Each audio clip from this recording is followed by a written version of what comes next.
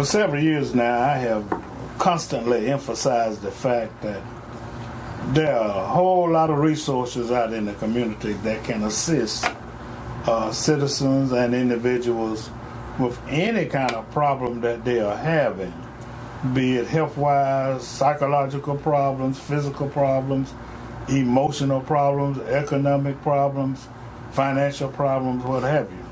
But too often, when one finds him or herself in one of those given areas, they don't really think about, well, hey, is there a resource out there that can help me?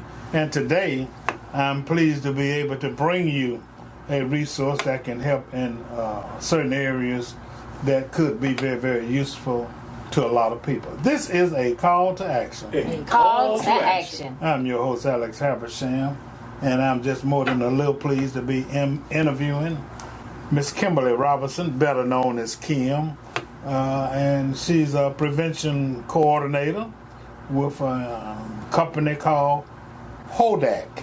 How you doing? I am doing fine, Mr. Habersham. Yeah. Thank you for having me today. Yeah, thank you for coming on. You all came highly recommended, and of course I am one who believes in communication and the utilization of resources. And somebody said, well, they would be a good one. First of all, Hodac? Hodac? Hodac. What does that mean? Hodac, it stands alone now. It used to stand for Houston Action Drug Council, or Drug Action Council, when we were just mainly focused on drugs. But now we do a lot of different other things and provide a lot of other services, so Hodac stands by itself now. Okay, so that's just the name of the organization? Yes, sir. So just listening to you talk momentarily, so one of the things is that you deal with is drug counseling. Let's talk about that for a minute. Well, actually, I am the prevention coordinator of the APP project, which is Alcohol Prevention Project. And with that, we kind of put drugs under that because alcohol is a drug. And so we spend a lot of times with working with young people. We work with people from 9 to 20. So 9-year-old all the way up to 20 years old. So we touch elementary, middle, junior high school, and college. And then we work with the parents of those young people. And so a lot of those parents might have some drug issues. And so when we do that, if we can't directly work with them in our office, then we send them out to a referral.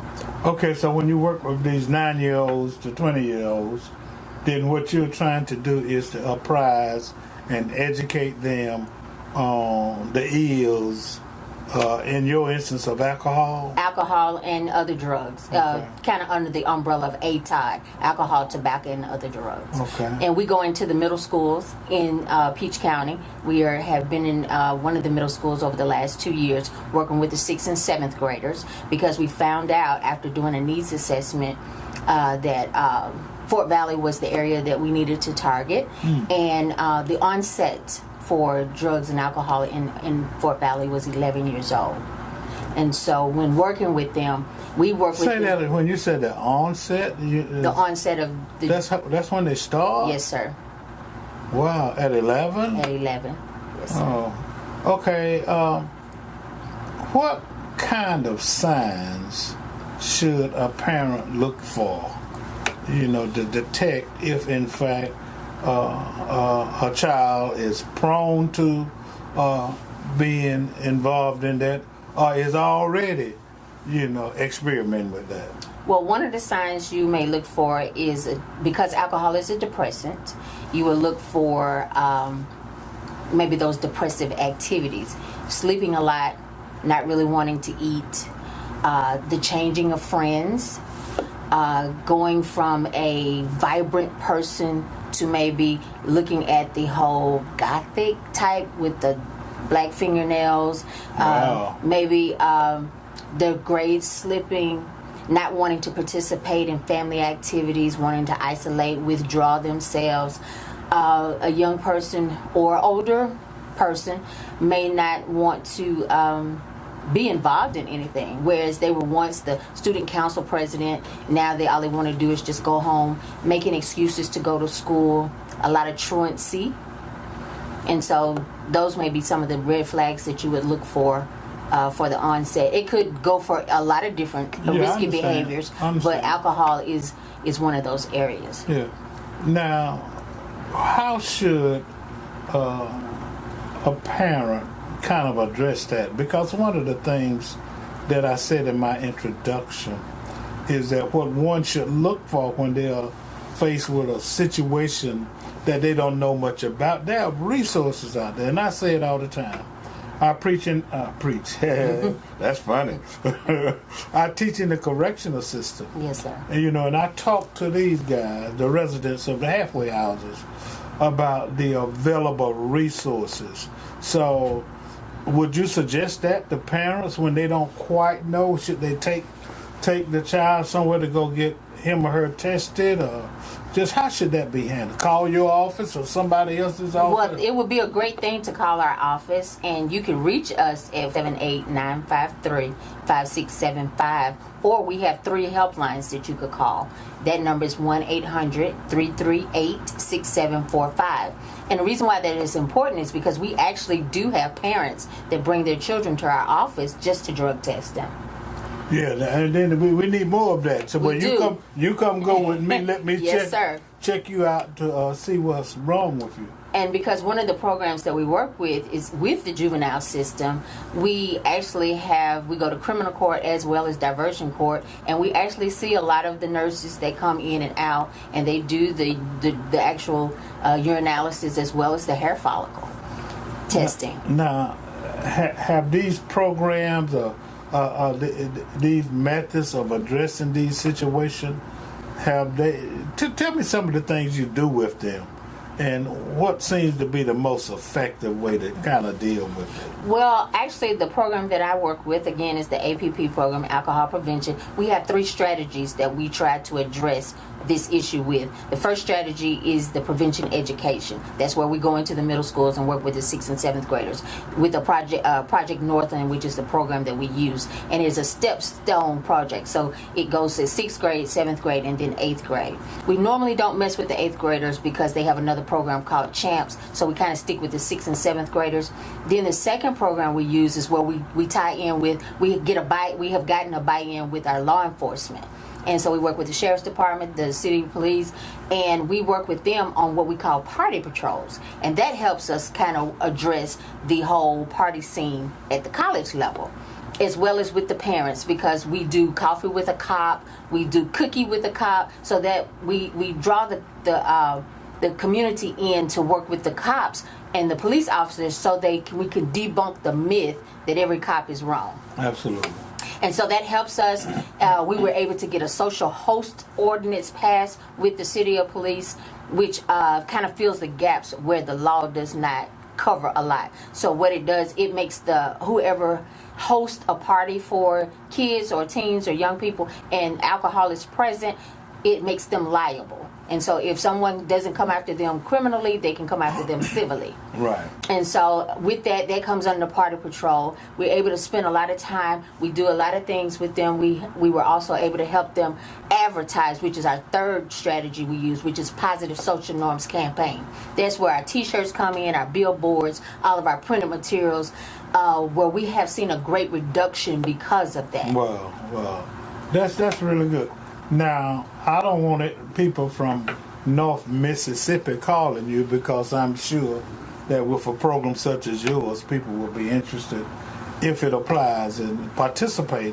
So what area do you cover? Right now we cover Houston County, Peach County, and the new grant that I will be working with will cover Crawford County as well. Okay. But the beauty of us having 3 helplines is that if somebody from Mississippi called us, our information and referral line, which is one of our helplines because we're a United Way agency, right, 211, we will be able to provide them with the resources in their particular area. Yeah, that's very important. So if someone lives in Bibb County or Lawrence County or Twiggs County or what have you, then they can still, although they may not be familiar with, what particular agency would assist them in that. And then so they could call, what's that helpline that number again? The helpline number is 1-800-338-6745. And if you don't remember that number, you can just dial 211. You can dial 210. That's good to know. This is a call to action. Call to action. I'm your host, Alex Habersham, interviewing Miss Kim Robinson of Hodac, and we are talking about alcohol prevention. Let me ask you a question. Is it a myth that sometimes individuals are born with a bug that gives them I'm calling it a bug, I don't know what you call it, that gives them a tendency to be an alcoholic, for example? They said there's a gene. That's the word I'm looking for. Is that true to your knowledge? What we teach our young people is that if you start drinking before the age of 15, which is research, you're 5 times more likely to become an alcoholic based upon your gender, your weight, your height, and your family history. So if there is alcoholism in your family, you're a strong candidate before the age of 15. If you start messing with that area, you're going to it's a strong possibility that you would become one. What do you think has been most effective in accomplishing the mission of alcohol prevention? I know you all probably got tiered programs and several programs, and the reason I'm asking, we of course want the parents to be able to identify behaviors that might be indicative of an alcohol problem. But are there any, other pre-things that parents can do, to keep them from getting? Am I making sense to you? Yes, sir. Okay. One of the Andrea was looking at me kind of funny there, so my producer like, man, what are you asking? I know exactly what you're asking. Okay, thank you very much. One of the major things that we have noticed in all the trainings that we go to a big training called Georgia School of Addiction every August. And one of the major trainings that we get from that is our 40 developmental assets. And what that basically is that it's different areas that have been broken up into internal assets and external assets. And it talks about what will help a child succeed to become a productive adult. And one of the main resources that will help a child, which is something we talk to our parents about a lot, is being involved in that child's life from a positive level. Because a lot of parents are involved, but their negativity from their activity in their life is not conducive to healthy growth. And so we want to make sure in that developmental asset that you are providing the support system, the strong, the constructive support system that a child needs. We talk to our parents about making sure you have that open line of communication, honest communication. If you have to get in your child's face about who their friends are, where they're going, what they're doing, making sure that you know what is going on. Spend time with your child. Don't just sit your child in front of a TV, put a sandwich in their hand, and put a game in front of them and say, okay, we good for 5 or 6 hours. Need some interaction. Because the average child will watch at least 4 to 5 to 6 hours of TV before they go to bed when they get home from school. And that's too much, isn't it? And that's entirely too much. There needs to be family interaction. You have to have that village, if you will. Can we go back to the village? You have to have the village. If mama is not there, auntie ought to be there, grandmother ought to be, uncle, cousin, somebody ought to be there to be able to pour into, speak into, and speak over that child to be able to move them from level to level in their life. Because if you don't have that constant communication, that constant talk, where are they going to learn the information from? From the wrong place. From the wrong place. I'm reminded very quickly, and we are wrapping up, but I grew up in public housing. And talking about the village. Yes. I knew everybody in every apartment, and they all could whip me. That's right. Miss Christine, Miss Rosa, Miss Liz, and all of them. Miss Benford. So it's very important. I really appreciate that information. So you're saying that one can call 211. They can call 211. They will talk to a live person. We have people working 24 hours a day, 7 days a week. Even if they live in Macon, Georgia. Even if they live and in if Macon, they want to Georgia. get more information, They want to get more information. they can call 211. 211, or they can call 478-953-5675. That's our local office here in Warner Robins. Or they can call our 1-800 number, 1-800-338-6745. Is there any information on the website? Yes, sir. They can go to www.hodac.org. You getting on my nerves. You know that? And if they really want to be special, they can go to www.therealitycheckpoint.com. All right, now, the reality checkpoint. This is a call to action. Call to action. I'm your host, Alex Habersham, having interviewed Miss Kim Robinson of Hodac, who has done a phenomenal job of informing us on how to prevent alcoholism and other drug use with our young people. Thank you very much for Thank you, Mr. Habersham. I enjoyed it. So.